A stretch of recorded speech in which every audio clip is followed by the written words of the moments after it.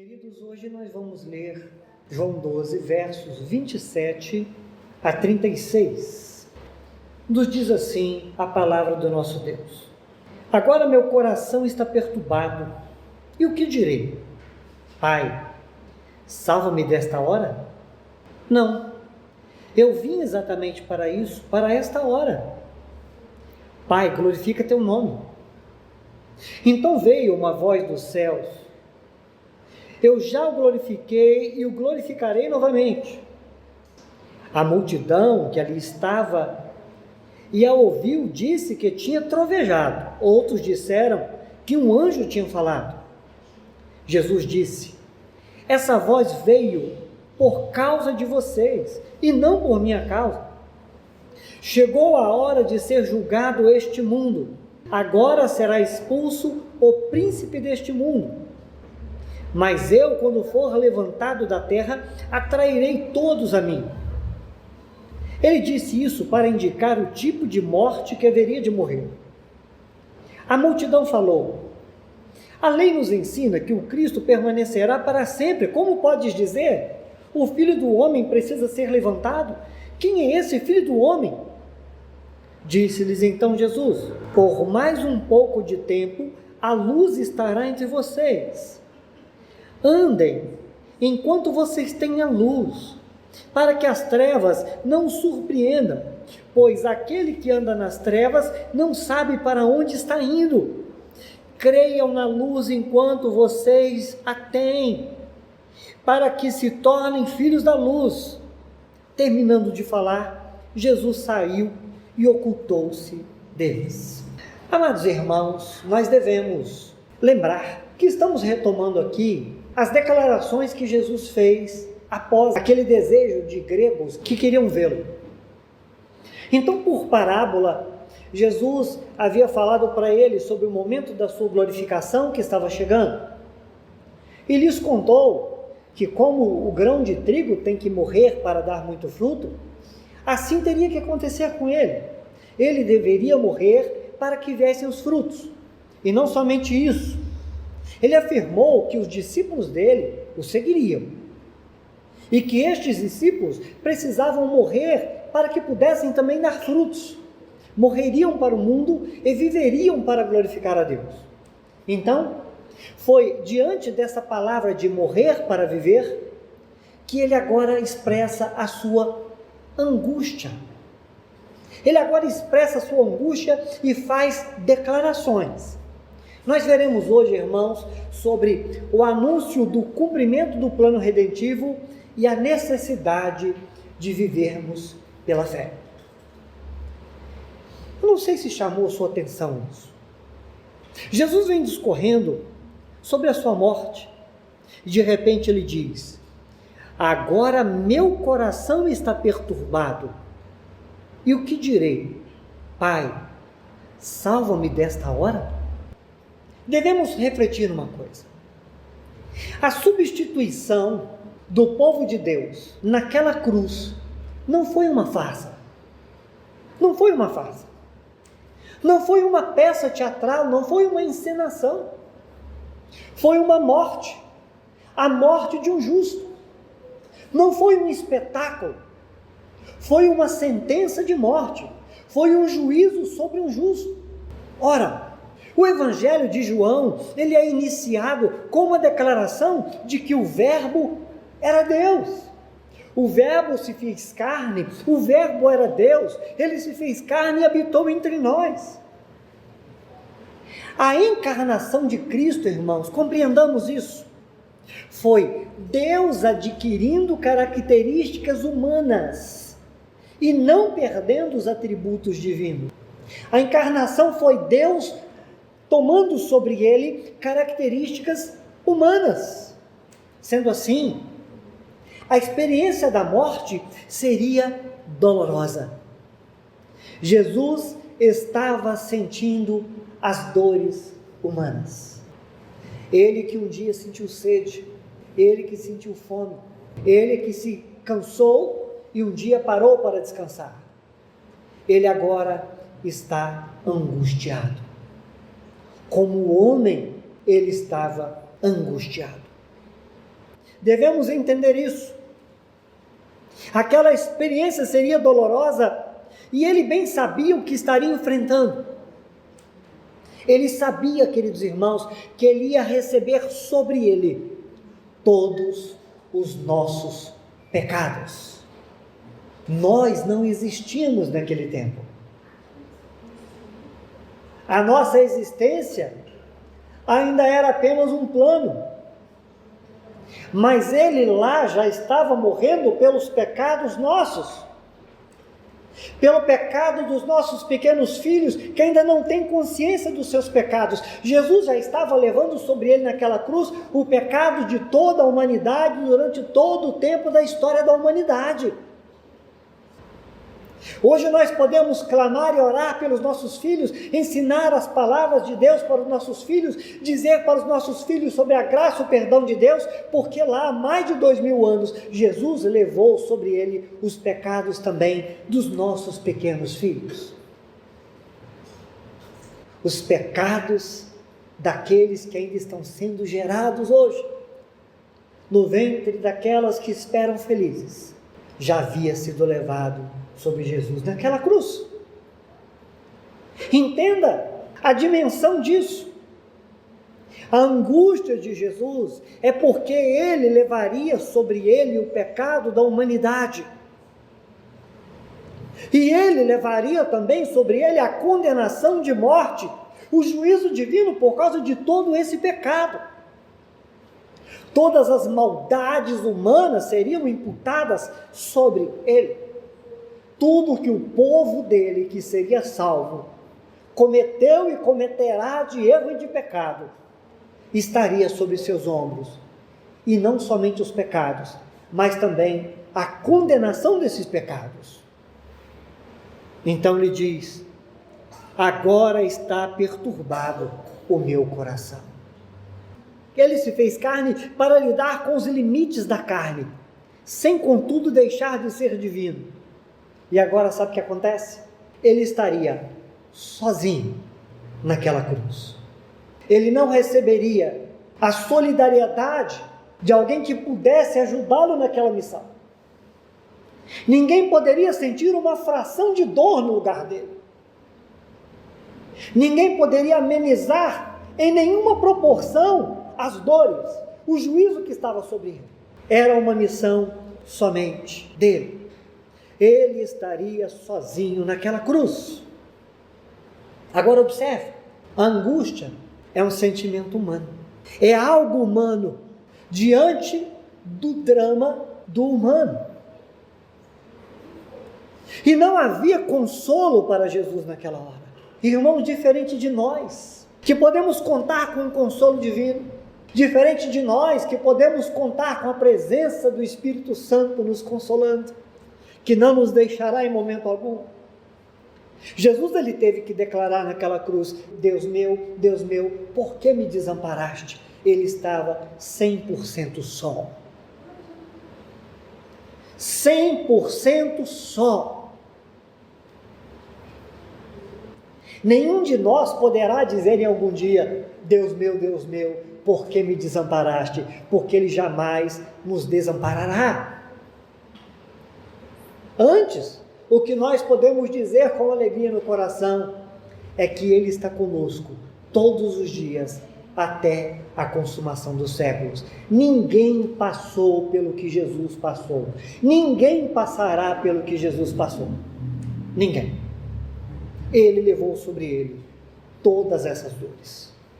Agora, o que nos chama mais atenção aqui, queridos irmãos, é como o Verbo vivo lidou com a angústia. Esse ponto é especialíssimo. Ele está falando de morrer para viver, e agora ele diz então no verso 27, meu coração está perturbado, e ele faz agora uma pergunta retórica: o que direi? Pai, salva-me desta hora? Amados irmãos, aprendemos aqui algo importantíssimo com Jesus. O que devemos dizer diante das realidades do plano divino? Pai, salva-me, ou Pai, glorifica o teu nome. Foi isso que Jesus disse aqui. Meu coração está angustiado, e o que eu vou dizer? Pai, livra-me disso. Não, não é isso. Ele relatou o fato da sua angústia, mas ele também relatou o fato da consciência que ele tinha de um plano eterno. Ele disse: eu vim para isto. Vocês compreendem? Ele está dizendo: eu não vou dizer para o Pai para resolver isso, porque eu vim para isso. Eu vim exatamente para isso, para essa hora é que eu vim.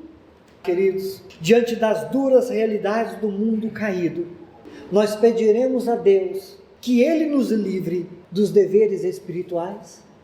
Pediremos a Deus que nos livre dos cultos, que nos livre das orações. Pediremos a Deus que Ele nos livre da necessidade de renúncias. Pediremos a Deus que Ele nos livre do dever de amar e de perdoar. Pediremos: Senhor, me livre desse dever de aguardar a sua vinda. Ou oraremos ao Pai, pedindo a Ele: Pai, me fortaleça para que eu glorifique o Teu nome nessa vida.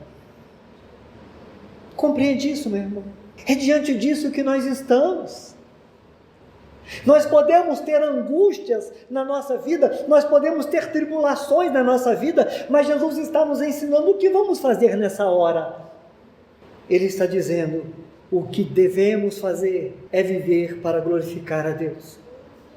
Jesus é o Mestre, e Ele não deu prioridade para o livramento da angústia que Ele sentia, mas para o sentimento do dever que Ele tinha de cumprir a missão de nos resgatar. Devemos acolher esse ensinamento? Devemos priorizar as coisas eternas, mesmo em detrimento das coisas transitórias? Ou devemos priorizar as coisas transitórias em detrimento das coisas eternas? Jesus fez uma afirmação: eu vim para isso. O que nós aprendemos aqui, irmãos, é que nós devemos crescer, amadurecer e assumir. Fomos chamados para glorificar a Deus. Deus chamou você, meu irmão, para que você participe do seu reino e glória. E você que é de Cristo deve assumir isso. Eu fui chamado para glorificar o meu Deus. Eu fui chamado para peregrinar nessa terra, sabendo que eu não sou daqui, que a minha vida está guardada com Cristo. Paulo, escrevendo aos Romanos, no capítulo 8, no verso 29, ele disse: pois Deus conheceu de antemão os seus e os predestinou para se tornarem semelhantes à imagem do seu Filho. Para que Deus te chamou, meu irmão? Para que o Espírito Santo tocou no seu coração? Para que o Espírito Santo alcançou você e chamou você para você participar e conhecer de coisas eternas e celestiais? Ele chamou você para que você seja semelhante a Jesus Cristo.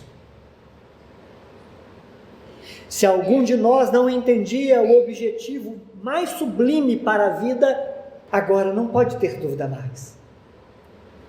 O nosso maior desejo deve ser sermos semelhantes a Cristo. Nós nascemos, irmãos, e somos ensinados a crescer, a ganhar dinheiro, a enriquecer, a ter fama, a ter conhecimento, a ter sucesso, a ser bem-sucedido na vida, em todas as coisas. Nenhum problema você almejar isso. Mas se você fizer qualquer coisa, não tendo em primazia ser parecido com Cristo, você perdeu o que há de mais importante na existência, na vida humana.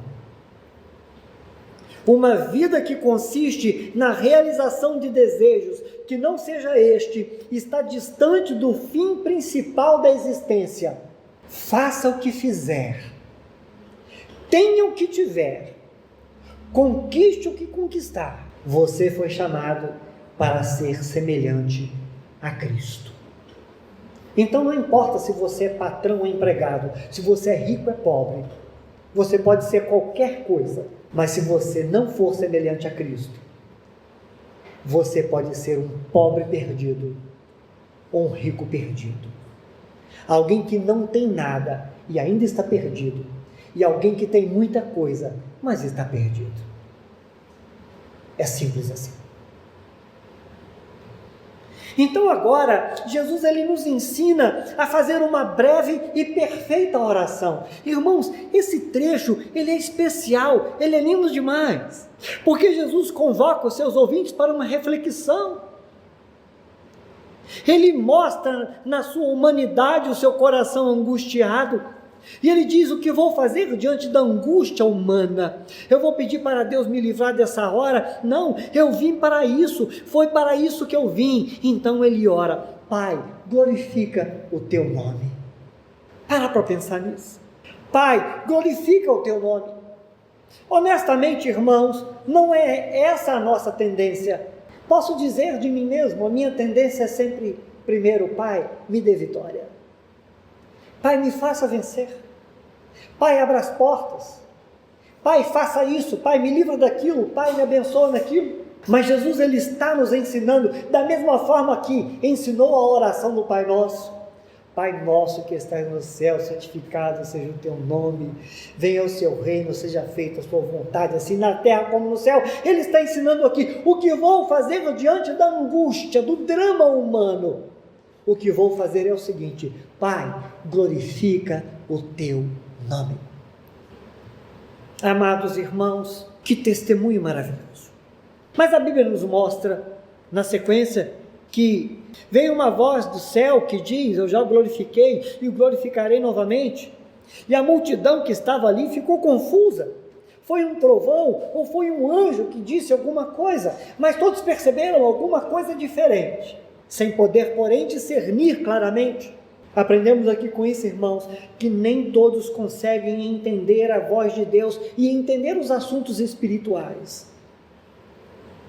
Tem muito barulho no mundo, é muito barulho, é muita coisa, é muita propaganda, é muito convite, é muita proposta, é muita coisa. Mas naquele momento ali eles ouviram um som. Alguns disseram: isso foi um trovão. Outros disseram: será que isso foi um anjo que falou alguma coisa? Mas irmãos, pense numa coisa: quem não estava conseguindo entender o que Jesus, o Verbo vivo encarnado, estava diante deles falando, ia conseguir discernir as coisas espirituais, entender os assuntos espirituais, entender aquela voz de Deus que se manifestou ali. Jesus estava em carne, falando na língua humana, olhando nos olhos, movendo os lábios, utilizando-se dos sentidos humanos para se comunicar com os humanos e falando numa linguagem totalmente compreensível, e eles não estavam conseguindo entender. Como, pois, conseguiriam perceber, entender, discernir o que a voz de Deus estava manifestando ali para todos eles? Mas Jesus entendeu. Quem não entende a revelação em Cristo está cego para as coisas espirituais e para o plano divino. Jesus disse no mesmo Evangelho de João, no capítulo 14, verso 9: quem me vê a mim, vê ao Pai. Então quem não estava entendendo a revelação de Jesus ali, não entenderia a voz do Eterno que bradava entre eles. Agora chamo sua atenção para você observar algo que o salmista diz no Salmo 29, sobre a voz de Deus. Salmo 29, no verso 3, a palavra diz assim: a voz do Senhor ecoa sobre o mar, o Deus da glória troveja sobre o imenso mar, o Senhor fala. O verso 4, o salmista diz o seguinte: a voz do Senhor é poderosa, a voz do Senhor é majestosa. No verso 7 diz: a voz do Senhor risca o céu com relâmpagos. E o verso 10 diz: o Senhor comanda as águas da inundação, O Senhor governa como rei para sempre. O Senhor fala. Os céus manifestam a glória de Deus, o firmamento anuncia as obras de suas mãos. Agora a pergunta é: o homem vê, o homem entende, o homem escuta? O som que se fez ouvir ali naquela hora era a voz de aprovação do Pai. Jesus disse: Pai, glorifica teu nome. Deus estava dizendo assim: eu já o glorifiquei. Em tudo que Jesus estava fazendo, desde o seu ministério ser iniciado, o nome do Senhor estava sendo glorificado. E agora Deus ainda fala: e o glorificarei ainda, porque ainda aconteceria a ressurreição, a morte, a ressurreição. E ainda, meus irmãos, quantas coisas gloriosas vêm acontecendo através dos séculos, e o nome do Senhor está sendo glorificado. Quer saber de uma coisa? O nome do Senhor foi glorificado hoje. Quando deu determinado horário na sua casa, você chamou a sua família e disse: vamos adorar a Deus nessa noite. Vamos cantar para a glória de Deus. Vamos refletir na palavra de Deus. Quando Deus estava dizendo para Jesus ali: eu ainda glorificarei. Em tudo que Deus opera na sua vida, o nome dele está sendo glorificado. Ainda é assim. A obra de Deus não parou, e o nome do Senhor ainda há de ser eternamente glorificado, perfeitamente glorificado. Como é, meu irmão, fazer parte disso? Como é você perceber hoje que um dia Deus chamou você, que um dia você entendeu uma voz no seu coração que chamava você para que você o servisse? Como é, meu irmão, fazer parte disso? Pois bem, Jesus então falou para eles: olha, isso que vocês ouviram agora, essa voz que foi manifestada, não foi por causa de mim, foi por causa de vocês. Ou seja, creiam, olhem os sinais, vejam as evidências. Por que você ainda não assume uma posição diante de Deus, diante de tudo que você já percebeu, sobretudo, meu irmão, diante daquilo que você sente no seu coração? Mesmo que às vezes seu coração fique confuso e seu pensamento vagueie, em certos momentos vem de forma contundente algo tocar em você, e você sente um constrangimento, no seu coração, e o desejo de estar diante de Deus, e de repente, depois de um tempo de não se dirigir a Deus, e de não ouvir nada de Deus, você para e diz: oh meu Deus, ainda podes me ouvir? Ainda me contemplas? Queridos irmãos, é assim. Deus não abandona os seus. Ele disse: esse brado não é por minha causa, é por causa de vocês. É Deus querendo que vocês entendam e creiam que Ele se manifestou para a nossa salvação. Queridos, nós podemos titubear às vezes. Podemos às vezes ficar, balançados no nosso pensamento, por causa das tribulações da vida. Mas nós devemos estar sempre ouvindo essa voz de triunfo. Deus disse: eu já glorifiquei o meu nome e ainda o glorificarei. Essa voz, irmão, é uma voz de triunfo. Você que está em Cristo, você é mais do que vencedor por causa de Cristo que te amou. Você é mais do que vencedor. E o que te espera amanhã, meu irmão, é uma vida eterna. Isso não é pouca coisa. Mas agora, ele vem trazer uma informação, bem provavelmente não muito clara para aqueles que estavam ouvindo ali. O verso 31, amados irmãos, nos diz o seguinte: chegou a hora de ser julgado esse mundo. Agora será expulso o príncipe deste mundo. Aparentemente, quem olhava como as coisas estavam caminhando para Jesus ali, poderia de forma precipitada pensar o seguinte: olha, isso aqui está com cheiro de fracasso. Esse negócio não vai dar muito certo, não. Aliás, quando Jesus está sendo levado para ser crucificado, a Bíblia diz que muitos discípulos se ausentaram. Aquele do qual falamos às vezes com crítica, Pedro negou 3 vezes, ele foi um dos poucos que teve coragem pelo menos de ficar ali na redondeza. Os outros nem ali estavam. Não tinha nem como negar, porque não tinha nem como ser questionado. Nem estavam ali. Mas o fato é que as coisas estavam acontecendo de forma que tudo parecia fracassar. Mas era exatamente, irmão, naquele aspecto de fracasso, na sua morte, que ele demonstraria a glória de Deus e o amor de Deus pelo mundo, porque está escrito: Deus amou o mundo de tal maneira que deu seu Filho unigênito para que todo aquele que nele crê não pereça, mas tenha vida eterna. Estava sendo evidenciado ali o amor de Deus. E quando Jesus estava ali, e seria logo, poucos dias depois, punido pela maldade do homem caído, era exatamente na sua morte que ele esmagaria a cabeça da serpente, a serpente que escravizava o homem no pecado. Precisamos esclarecer uma coisa, irmãos, apesar das ações malignas que ocorrem, e como ocorrem, o apóstolo Paulo chegou a dizer que não ignorava os desígnios de Satanás. Pedro escreve, irmãos, que o diabo, nosso adversário, anda ao nosso derredor, bramando como leão, buscando a quem possa tragar. Não ignore essa verdade. Existe um inimigo sagaz. Mas observe que apesar dos seus ataques, o diabo e seus anjos estão derrotados. E o fim deles está cada vez mais próximo. Saiba disso. Quem está em Cristo, irmãos, não está sob o domínio do pecado e nem do diabo.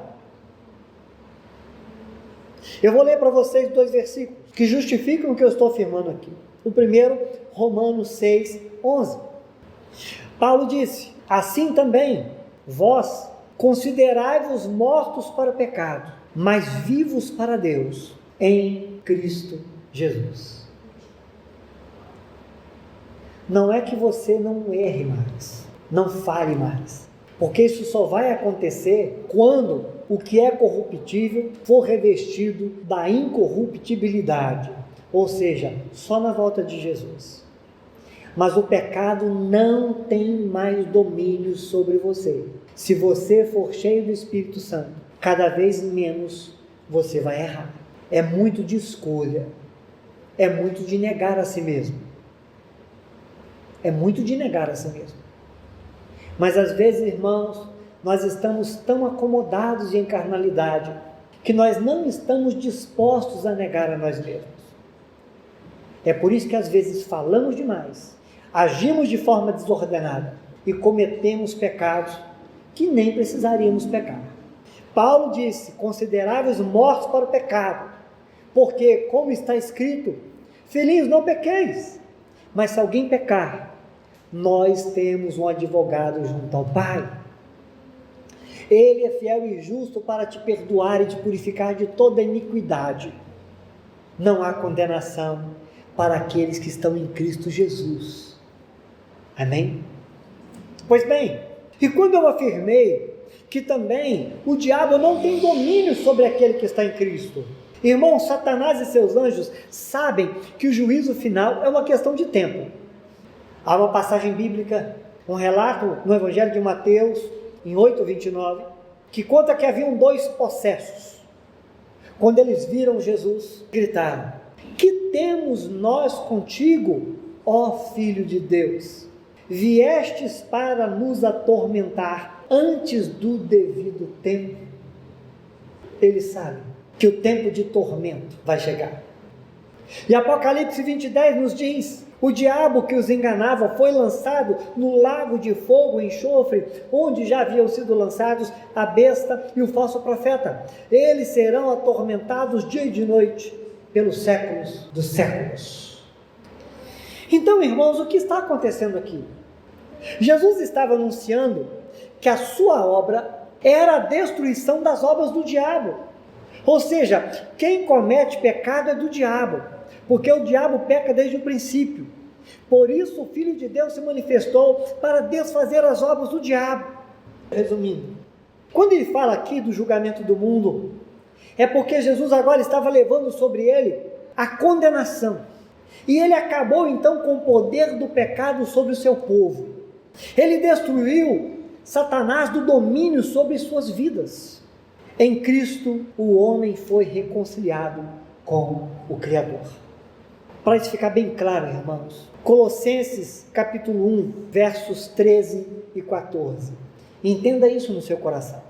Pois ele nos resgatou do domínio das trevas e nos transportou para o reino do seu Filho amado, em quem temos a redenção, a saber, o perdão dos pecados. É isso. Pronto.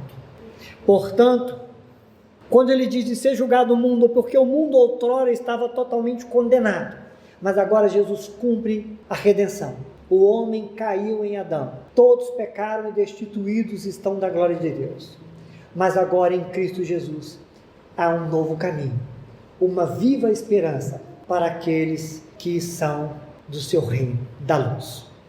Pois bem, então Jesus agora explica que ele mesmo vai atrair o povo. Observe, irmãos, depois que ele fala de ser expulso o príncipe desse mundo, aquele que tentou o homem para que o homem caísse, para poder então manipular o homem. Jesus diz o seguinte, olha, verso 32, mas eu quando for levantado da terra, atrairei todos a mim. Ele disse isso para indicar o tipo de morte que haveria de morrer. Jesus disse, olha, eu mesmo vou atrair o povo a mim. Eu mesmo. Jesus foi levantado na cruz e exclamou, meu irmão, está consumado. E isso marcou uma revolução na história da humanidade. Você sabia que a maior religião do mundo, apesar de divergências, é o cristianismo? Tem mais de 1/3 da população mundial professa o cristianismo. E não somente isso, todas as outras grandes religiões do mundo reconhecem o nome de Jesus de algum modo, de algum jeito. Sabe o que acontece? Desde que Cristo veio, o seu nome é, ao mesmo tempo, adorado, odiado e rejeitado, mas não pode ser ignorado. Ou o nome de Jesus alegra, ou o nome de Jesus incomoda, mas não tem como prosseguir, nem mesmo em termos de história, sem considerar o que aconteceu antes e o que acontece depois de Cristo. Pois bem, muitos ficaram confusos quanto ao que Jesus falou ali de ser levantado, porque falaram assim, olha, as profecias dizem que esse Salvador, o Messias, ele teria um reino que não teria fim. Como assim ser levantado? Como assim morrer? Como assim não estar aqui? É porque eles tinham ainda aquela expectativa de um reino terreno e não eterno. Então, irmãos, o que Jesus faz agora? Jesus ele fala com eles sobre a luz. Jesus ele fala sobre aproveitarem a sua presença entre eles. Versos 35 e 36 deixa claro que a falta de entendimento coloca o homem na escuridão. Eles não sabiam para onde estavam indo. Queridos irmãos, o pecado cega o entendimento. Observe bem o que diz o texto. Ele fala assim, olha, por mais um pouco de tempo, a luz estará entre vocês. Andem enquanto vocês têm a luz, para que as trevas não surpreendam. Pois aquele que anda nas trevas não sabe para onde está indo. Creiam na luz enquanto vocês a têm. Olha o que Jesus está falando agora.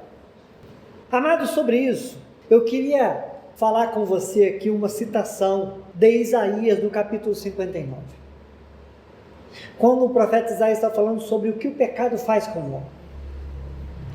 Versos 8 a 3, o começo vai dizer que o pecado faz separação entre o homem e Deus. Mas agora, nos versos 8 a 10 de Isaías 59, o profeta vai falar de uma forma tão importante sobre essa condição daquele que é cego pelo pecado, que vivem no pecado. Não conhecem o caminho da paz, não há justiça em suas veredas. Eles as transformam em caminhos tortuosos. Quem andar por eles não conhecerá a paz. Por isso, a justiça está longe de nós e a retidão não nos alcança. Procuramos, mas tudo é trevas. Buscamos claridade, mas andamos em sombras densas. E agora, irmãos, olha aqui, que palavra. Como cego, caminhamos apalpando o muro, tateamos como quem não tem olhos. Ao meio-dia tropeçamos como se fosse noite. Entre os fortes, somos como os mortos. Irmão, quem não anda na luz não sabe para onde vai, está sem rumo.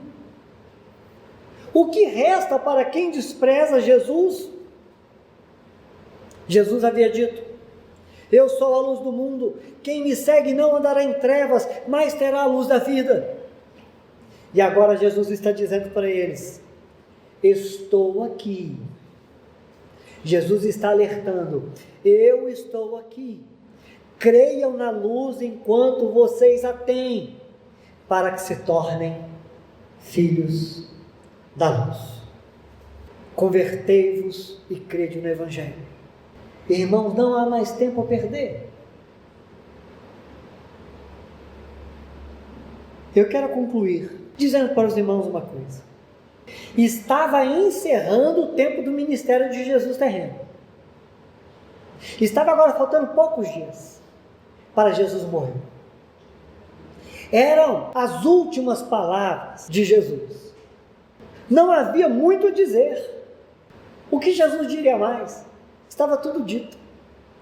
Ele apenas agora estava esperando o momento de ser levado à cruz. Estava então se cumprindo o plano da redenção. E o justo deveria agora viver pela fé. Mas preste atenção no que acontece.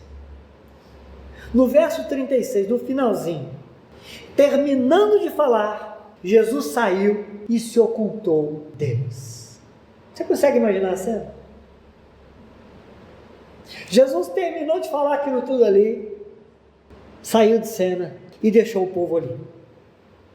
Ele se revelou claramente, os chamou para a sua luz e agora os deixou ali para que eles pudessem refletir naquilo que eles ouviram. Meu irmão, chega um momento em que você precisa fazer uma escolha na sua vida. Você vai permanecer nas trevas ou você vai viver na luz? Você vai fingir que tudo que você ouviu de Jesus até agora não importa? Você vai ignorar tudo que você ouviu de Jesus até agora? Ou você vai levar a sério o que você aprendeu sobre ele? Porque Jesus, depois que terminou de falar, ele saiu de cena. E o povo ficou ali para pensar agora o que faria de tudo aquilo que eles ouviram. Entregue a sua vida para Jesus, meu irmão. Entregue a sua vida para Jesus. Vamos orar?